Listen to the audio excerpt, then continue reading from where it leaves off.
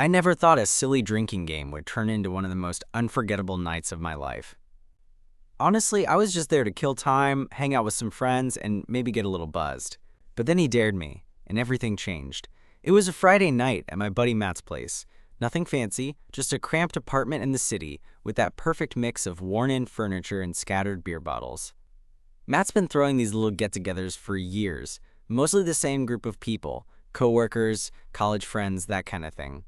I usually keep to myself, but the buzz of the night and a few rounds of a drinking game made me loosen up. The game was simple. Truth or dare, but with a twist. You pick a card, and it's either a question you have to answer honestly or a dare you have to do. The stakes were low, but the laughs were high. That's when I met him. Chris. Or I guess, really, that's when I noticed him. Chris was one of Matt's coworkers. I'd seen him around before, same office, same group chats, but had never talked to him beyond a hey in passing. He had this casual confidence that didn't shout for attention but made you want to look anyway. Short black hair, that easy grin, and these eyes that somehow made the dimly lit room feel a little warmer. He was sitting across from me laughing over a dumb dare someone else just took, and I caught myself watching him more than I probably should have.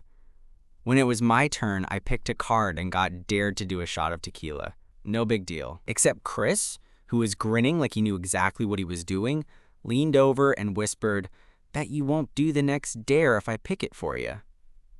I raised an eyebrow. "Oh yeah? And what's that?" He smirked, eyes twinkling. "You'll see." That's when the game got interesting. We went around a few more times, the dares getting a little wilder, the questions a little more personal. When it got back to me, Chris picked the card for me. I braced myself, expecting something embarrassing or ridiculous. Instead, he dared me to kiss him. At first, I thought I misheard. I looked around, half expecting someone to call him out or laugh it off. But he was serious. Calm, confident, waiting for my reaction like it was nothing but the next logical step. My heart slammed against my ribs. My brain scrambled to catch up. Everyone else was watching now, some stunned, some amused, some probably hoping I'd say no, I wanted to say no, or maybe I thought I should. But instead, I found myself leaning forward, and before I knew it, our lips met. It wasn't perfect or cinematic or anything like the movies. It was real. Awkward and electric all at once, we pulled apart, breathless and grinning like idiots. "No backing out now," Chris said, eyes locked on mine. And honestly, I didn't want to back out. That night, the game ended, but everything felt like it was just beginning. I wasn't sure where this was going, but for the first time in a while, I was excited to find out. We stayed like that for a few seconds, just looking at each other, the noise of the party fading into the background. Then, Chris cracked this grin that was half amused, half impressed, like he'd just won some secret game of daring and timing. "All right, your turn. Truth or dare?" I swallowed and laughed nervously. Truth. He tilted his head, clearly sizing me up. "What was that kiss like?" I blinked. Well, it was unexpected. But good. Definitely good. "You?" He shrugged, but the way his eyes softened told me he was lying. "Better than I thought it would be. Honestly, I was half expecting you to freak out." "Yeah, no freak out yet," I joked. But inside, my mind was racing. The fact he thought I might freak out made me think maybe he'd been waiting for this moment longer than I realized. Maybe this wasn't just a random dare for him. The game kept going, but I could barely focus. Chris kept stealing glances at me, and with every look, something inside me stirred. It wasn't just the buzz of the night or the thrill of the game. There was something about him. Something real. At some point, Matt, probably sensing the tension, shouted, "All right, last round. Make it count, folks." Chris and I ended up sitting next to each other on the couch, quieter now, the kind of silence that doesn't feel awkward but charged. I could feel the heat from his arm near mine, and my heart kept doing this stupid, excited flutter. "So," he said, nudging me gently, "you're not mad about the dare?" I shook my head. "No, I wasn't expecting it, but I'm glad." He smiled. That slow, easy smile that made the space between us shrink without a word. We talked a little more after everyone else scattered to other rooms or started crashing on couches. The party had softened to a low hum of tired laughter and clinking bottles. "You live around here?" he asked. "Yeah, a few blocks down. You?" "Same. Just moved into an apartment last month. Still figuring out the neighborhood." That felt like an invitation, so I took it. "Maybe I can show you some spots sometime. Good coffee, decent food, the usual." Chris's smile turned a little shy. "I'd like that." Before I knew it, the clock was creeping past 2 a.m. and most people had left. Chris stood up, stretching like he'd been sitting still forever. "Hey," he said, hesitating a bit. "Do you want to go for a walk?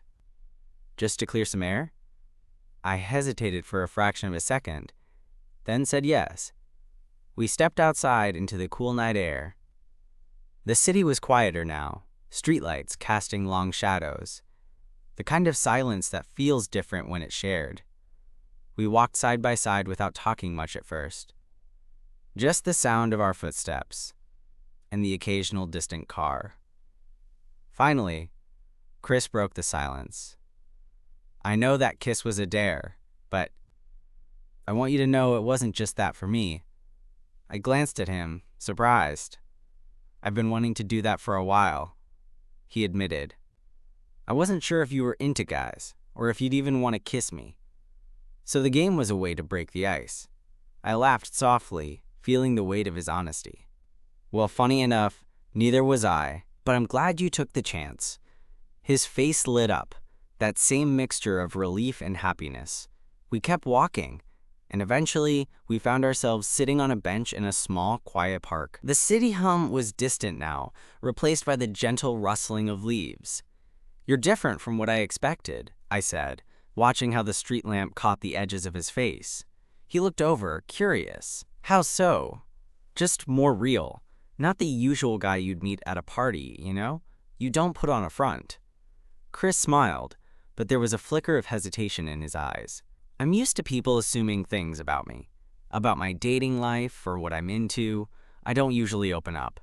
I nodded, understanding more than I thought I would. "Me too." We talked more that night, about jobs, bad dates, family, music we liked. The way Chris spoke about his world was raw and thoughtful, and something about his voice made me want to hear more. At some point, the park bench got cold and we both knew it was time to head back. When we stood, Chris hesitated again, then said, "I don't want this night to be just a one-time thing." Neither did I. We exchanged numbers, and as he walked me back to my place, the air between us was lighter, charged with possibility, like the start of something neither of us could quite predict.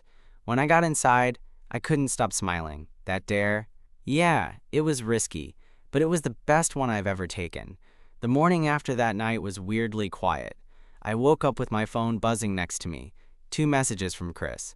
The first was simple. "Good morning. Still can't believe you went for it." The second was a little more casual. "Coffee later?" I stared at the screen for a few seconds, heart hammering in a way that felt both thrilling and terrifying.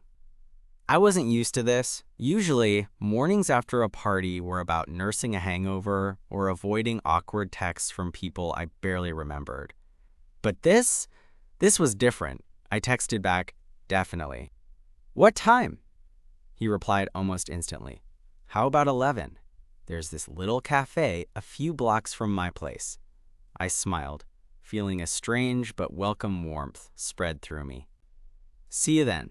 The hours until then felt like a slow burn, half excitement, half nerves. I wasn't exactly sure what I was hoping for, but I knew I wanted to see him again. Maybe to figure out what this even was, or maybe just because the idea of not seeing him made the day feel empty. When I got to the cafe later that morning, Chris was already there, sitting by the window with a cup of coffee and a book. He looked up, and his face lit up in a way that made me feel like I just walked into a room full of sunlight. "Hey," he said, standing up to greet me, his grin a little shy. "Hey yourself," I replied, feeling my own nerves ease a bit. We ordered coffee and sat down. The place was cozy, the kind of spot with mismatched chairs and a barista who knew everyone's name. It felt like the perfect setting for something new. We talked about everything and nothing. Work, music, dumb TV shows we both secretly enjoyed. The kind of stuff that usually fills awkward first dates, but was somehow already familiar between us. I learned that Chris was a graphic designer, a fact he mentioned with casual enthusiasm, and that he'd recently moved here from out of state. I told him about my job in marketing, how I spent most days stuck in spreadsheets and emails. At one point, he reached across the small table and brushed a stray hair behind my ear, a simple gesture that made my stomach flip. I caught his eyes and saw a flicker of something unspoken. Hope, maybe, or maybe just relief. So, he said, his voice quiet but steady, about last night. I don't want you to think it was just a dare for me, I nodded. I know. I felt it too. He smiled, but there was this vulnerability in it that made me want to protect him somehow. Truth is, he continued, I've been kind of waiting for a chance to tell you I like you for a while. Just never had the guts. I blinked, surprised, but not entirely shocked. I'd sensed something, the way he looked at me, the way he lingered a little too long during conversations. But hearing it out loud made it real. I like you too, I said, feeling the words come easier than I expected. He reached out, taking my hand in his across the table. The contact was warm, grounding.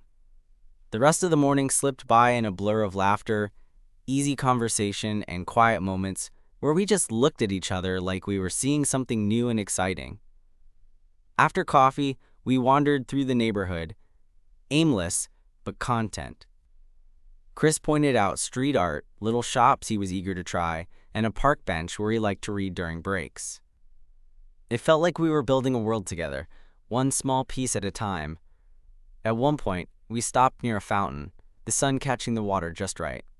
Chris turned to me and said, I want to see where this goes, if you're up for it. I smiled, heart full. Me too. Over the next few weeks, things between us unfolded like a slow-burning story. We kept seeing each other. Dinners, late-night walks, lazy Sundays binge-watching old movies. There were moments of awkwardness, sure. Moments when I wondered if I was moving too fast or if he was. But mostly, there was this easy rhythm, like we'd known each other longer than we had. One night, a couple of weeks in, we cooked dinner together in my tiny kitchen. Chris was terrible at chopping onions, but he was proud of his effort, and I teased him endlessly. The way he laughed, eyes crinkling at the corners, made me realize I was falling for him, and fast. After dinner, we sat on my couch, feet tangled up, listening to some old records Chris brought. The room was dim, and the city lights spilled through the window. He looked at me, a little nervous. I don't want to mess this up. I brushed his hair back and smiled. You're not going to. That night ended with us curled up together, a quiet promise hanging between us that whatever this was, it was real. The more time we spent together, the more I saw layers of Chris I hadn't expected. His dry sense of humor, his fierce loyalty to friends, and the way he never hesitated to be himself, even when it was scary. There were moments, though, when I caught the way his smile faltered just a little when we talked about the future. I sensed there was something he wasn't telling me, something he was holding back. One evening after a particularly long day, I asked him about it.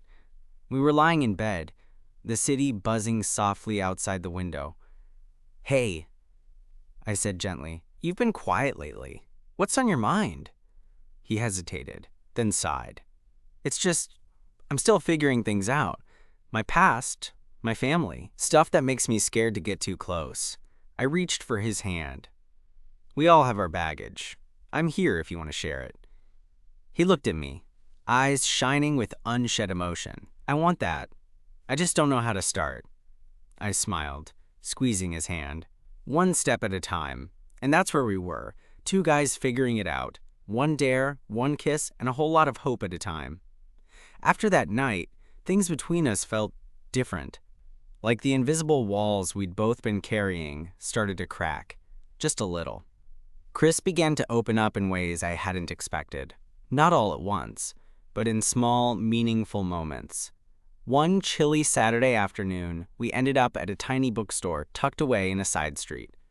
The kind of place where the smell of old paper hits you the second you walk in. I'd never seen Chris so comfortable in any other setting. He wandered the aisles with a quiet enthusiasm, fingers tracing the spines of books, occasionally pulling one out and flipping through it like it was a secret treasure. I found myself leaning against a shelf, watching him. There was something about the way he got lost in the stories that made me realize how little I actually knew about him. "What's your favorite book?" I asked, trying to sound casual but really just wanting to know more. He straightened up, holding a well-worn paperback. "This one," he said, showing me the cover. "It's a collection of essays. I've read it a dozen times. It's messy and honest, and it helped me through some rough patches." I nodded, feeling a lump in my throat. "Sounds like it's important." "It is," he said softly, kind of like a friend who doesn't judge you. That night, we cooked dinner together again. Chris made his infamous pasta, and I handled the salad. We bickered over which music to play, and I caught myself grinning at how easy it was just to be around him. After dinner, we sprawled on the couch, a comfortable silence hanging between us. I was about to reach for the remote when Chris stopped me. "Wait," he said, his voice barely above a whisper. "Can I tell you something?" "Always," I said, turning to face him. He hesitated, like he was weighing whether to say it. Then he took a deep breath. "I don't usually do this," he admitted. "Open up. Share the stuff I'm scared of. But with you, it feels different. Safe." My heart thudded. "I'm glad. I want to know you. All of you." He smiled, but there was a flicker of something else in his eyes. "There's this part of me I'm still trying to figure out. My family, my past. It's complicated." I reached out and took his hand. "You don't have to figure it all out alone." We sat like that for a while, fingers entwined, letting the moment settle. A few days later, Chris invited me over to his place for dinner. His apartment was a reflection of him. Minimalist but warm, with a few art pieces scattered around, and a giant window that let in the afternoon sun. We spent the evening cooking, laughing, and sharing stories. At one point, he pulled out a photo album. "Want to see what I'm scared of?" He joked, flipping to a page filled with old pictures of him and his family. I looked at the photos, smiling faces, younger versions of Chris, moments frozen in time. Then he got serious. "My family hasn't always been the easiest," he said quietly. "There's a lot I haven't told anyone. I guess I was afraid it would push people away." I squeezed his shoulder. "You don't have to worry about that with me." He nodded, eyes shining. "I'm lucky you're patient." That night ended with us curled up on his couch, a quiet understanding settling between us. I realized I was falling for him. Not the perfect version, but the real one, scars and all. Our relationship wasn't without its hiccups. There were moments of doubt, misunderstandings, and the occasional awkward conversation about where we were headed. But every time we hit a rough patch, we talked it out. It became clear that communication was our secret weapon. One evening, a few weeks after the bookstore visit, we found ourselves at a rooftop bar overlooking the city. The lights stretched out like stars, and the air was crisp. Chris pulled me close. "You know," he said, "I never thought a dare would lead me here." I laughed. "Me neither, but I'm glad it did." He looked at me, eyes serious. "I want to try to be with you. No games, no dares, just us." My chest tightened with emotion. "I want that too." We kissed under the city lights, the world shrinking, until it was just the two of us. Later, as we walked home, hand in hand, I realized that sometimes the best things happen when you take a chance, even if it starts with a dare. After that night on the rooftop, everything didn't suddenly become perfect or easy. If anything, things felt more real, more complicated, in the best way possible. We were past dares and games, but now there was this quiet pressure, this unspoken question hanging between us. What are we doing with this? Chris and I started spending more time together during the week. Because we both worked full-time, it was mostly evenings and weekends. Sometimes it was casual, grabbing a pizza, binge-watching something dumb, or wandering the city streets just talking about whatever came to mind. Other times, it was deeper. Conversations that stretched into the early hours about fears, hopes, and everything in between. One Thursday evening, we found ourselves at my apartment, sitting at the tiny kitchen table, each with a beer in hand. The night had started out with silly banter and bad jokes, but slowly drifted into something more serious. Chris looked down at his bottle. Quiet, hesitant. "There's something I've been meaning to tell you," he said finally. I set my beer down and leaned in. "Okay, you've got my attention." He took a deep breath. "I didn't tell you much about my ex. Not because I didn't want to, but because it's complicated. She was part of my life for a long time. I thought I'd figured things out, but sometimes I realized there's still baggage." I nodded slowly. "I get it. Past relationships aren't easy to explain or unpack." He looked up, eyes meeting mine. "I just want to be honest with you. I don't want secrets between us." I reached over and squeezed his hand. "I appreciate that. And for what it's worth, I don't care about your past. I care about you." He smiled, and the tension softened between us. "Thanks. That means a lot." That night, like many others, we fell asleep tangled up on the couch, the city noises fading as we drifted into a shared quiet. The more time passed, the more I noticed the little things about Chris that made my chest tighten. The way he laughed when he was genuinely amused, completely unguarded. How he'd brush his fingers over mine absent-mindedly, like it was the most natural thing in the world. The way his eyes darkened when he talked about things he was passionate about. I felt like I was uncovering pieces of him, layer by layer, and every piece made me want him more. One weekend, we decided to take a short trip out of the city, a cabin by a lake that Chris had heard about from a coworker. It was the kind of place that felt like a world away from everything crowded and loud. No internet, no signal, just the two of us and a ton of trees. The drive was easy, with Chris DJing from his phone and me singing off-key along to indie tracks. When we arrived, the air was crisp and the smell of pine trees filled the space between us. That first night, we cooked over a tiny stove and Chris poured this awful boxed wine that we both pretended to like. We sat in front of a small fire pit outside, wrapped in blankets, watching the stars blink awake. "I'm glad we did this," Chris said softly, leaning into my shoulder. "Me too." We talked about our childhoods, our dreams, and the things we'd never told anyone else. He admitted that he'd been scared to get close to anyone again after his last relationship, and I confessed I'd been burned more than once myself. There was a moment when he looked at me, vulnerability shining through his usual calm exterior. "I'm scared of messing this up," he said. I smiled, brushing a hand over his cheek. "We're not perfect, but maybe that's the point. We're figuring it out together." He kissed me then, slow and steady, with all the promise and tenderness I'd come to crave.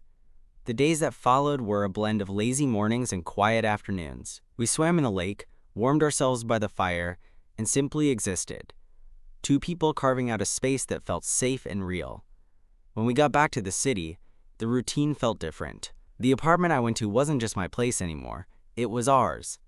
Chris started leaving little things there. A book, a jacket, a half-empty bottle of his favorite whiskey. I began doing the same at his place. One evening, a couple of months after the dare that started it all, Matt invited us both to another party. I was hesitant at first. Parties were always a weird space for me. But Chris squeezed my hand and gave me that look. "We'll be fine. Together," he said. At the party, things were loud and chaotic, but we stuck close, stealing private smiles and quiet jokes amid the noise. Eventually, someone suggested playing that same drinking game from the first night. I looked at Chris, wondering if we were ready for more dares. He shrugged, grinning, and said, "No dares tonight, just truth." The questions started light. Favorite movies, childhood crushes. But as the game went on, the questions got deeper. Finally, it was Chris's turn. The card said, "What's your biggest fear?" We all leaned in, waiting for him to answer. He took a deep breath and looked straight at me. "Losing someone I care about because I'm scared to be vulnerable." The room was quiet for a beat, then someone laughed nervously and changed the subject. Later, when the party started winding down, Chris and I slipped outside for some fresh air. "I know I've got my walls," he said quietly, "but you make me want to tear them down." I smiled, pulling him close. "I'm not going anywhere." We kissed under the streetlights, the city humming around us, but in that moment, it felt like we were the only two people in the world. Looking back, it's crazy to think a dare led me here. To someone who's become my home, my calm in the chaos, sometimes all it takes is a little leap into the unknown and a guy daring you to kiss him. After that night at the party, something inside me shifted. It wasn't like the moment we kissed under the streetlights or the quiet weekends we spent together. It was more subtle, a deeper sense that this thing between Chris and me wasn't just a fleeting thing or a fun distraction. It was real, and it mattered. The next day, I woke up to a text from him. "Coffee later? I want to tell you something." I stared at my phone for a while, heart racing. The phrase, "I want to tell you something," always makes me nervous. But with Chris, it felt different. I wanted to know whatever he was holding back. Of course, I replied. When I met him at the little cafe we'd come to know as our spot, he was already there, looking a little more serious than usual. He waved me over with that crooked grin, but the nervousness in his eyes was unmistakable. We ordered our drinks in silence, the usual easy chatter replaced by a quiet tension. Finally, he took a deep breath. "I've been thinking," he started, fingers tracing the rim of his cup. "About us. About where we're going." I nodded, encouraging him to keep going. "I don't want to rush things. I want to be careful because I care about you. But I'm scared too. Scared of getting hurt or of hurting you." I reached across the table and took his hand. "Hey, I get it. I'm scared too. But I'm here. We'll figure it out together." He looked up, eyes shining, and smiled. "You always know what to say." We spent the rest of the morning talking through all the fears and hopes tangled up in those words. It felt like we were building something solid, step by step. A few days later, Chris invited me over for dinner. He'd been working on a design project and needed a break. When I arrived, the apartment was filled with the scent of fresh basil and garlic. He'd made homemade pasta, a rare treat. We ate together, laughing over burnt sauce and kitchen disasters. After dinner, we settled on the couch, the glow of fairy lights casting soft shadows. "I want you to meet someone," Chris said after a while, his voice tentative. I raised an eyebrow. "Who?" "My sister. She's visiting this weekend." I wasn't sure how I felt about meeting family so soon, but I trusted Chris. "Okay, I'm ready." The weekend came faster than I expected. Chris was a little more anxious than usual, pacing and checking his phone. When his sister arrived, she was warm and friendly, with a quick smile that reminded me of Chris. We all spent the afternoon exploring the city. Coffee shops, a small museum, wandering the streets like locals. His sister was easy to talk to, and it surprised me how naturally she included me in their world. That night, back at Chris's apartment, we talked late into the evening. "She seems great," I said, sipping tea. Chris nodded. "Yeah, she's important to me. I wanted you to meet her because she's one of the few people who really knows me." I smiled, feeling honored. "Thanks for trusting me." Chris leaned in and kissed me softly. "I want you to be part of my life, family included." That felt like progress, a step toward something more serious. The weeks that followed were filled with the usual ups and downs. There were moments when my insecurities crept in, wondering if I was moving too fast or if Chris really felt the same. But every time I voiced my fears, he met them with patience and kindness. One evening, after a long day at work, I showed up at his door unannounced. He was surprised but happy to see me. We cooked dinner together, the kind of easy, domestic evening that felt like a scene from a movie. After dinner, we sat on the balcony, the city lights twinkling below. Chris turned to me, eyes serious. "I want to talk about the future." I swallowed hard. "Okay. I know it's scary," he said, "but I want to be with you, not just now, but for the long haul." My heart pounded. I want that too. We spent the night dreaming out loud, talking about apartments, trips, maybe even adopting a dog someday. The vulnerability in those conversations made me feel closer to him than ever. A few weeks later, on a rainy Sunday, we decided to take a spontaneous road trip. Just us, the car, and the open road. The rain made the drive cozy, windows fogged up, music playing softly. We stopped at a small diner, sharing pancakes and stolen kisses across the table. On the way back, Chris reached over and squeezed my hand. "Thank you," he said quietly. "For what?" I asked. "For being patient. For showing me what love can be." I smiled, leaning my head on his shoulder. "Same here." That night, back in my apartment, we fell asleep, tangled up, the storm outside no match for the warmth between us. Looking back, it's wild to think all this started with a dare. A simple challenge that pushed me out of my comfort zone and into something real. Sometimes, all it takes is a little courage and the right person daring you to take a chance. Months passed, and Chris and I settled into a rhythm that felt less like figuring things out and more like building something steady and true. There wasn't a grand moment or a dramatic declaration that suddenly defined us. Instead, it was the small, quiet things, sharing morning coffee without rushing, sending dumb texts that made each other laugh during long workdays, and those easy silences where just being close was enough. One weekend, we decided to revisit that cabin by the lake, the place where we first let down our walls and started trusting each other. It was a cool, crisp day, the kind where the air feels fresh and full of possibility. We sat outside, wrapped in blankets, the sun low and soft on the water. Chris looked over at me, a small smile playing on his lips. "Remember when this all started? With a dare?" I laughed, the memory still vivid. "Yeah, who would have thought a dumb drinking game would lead to all this?" He took my hand, squeezing it gently. "I'm glad it did. I don't think I ever really believed in taking chances before." "Me either," I said honestly, "but you changed that." We sat there for a while, no need for words, just soaking in the moment and each other's presence. The city felt far away, and all the noise and uncertainty of life seemed manageable when I was with him. Later, as we packed up to leave, Chris pulled me into a hug that felt like home. "You make the scary parts worth it." I smiled against his shoulder. "And you make me want to be better." Driving back, I realized that what started as a dare had grown into the kind of connection I'd never expected but always wanted.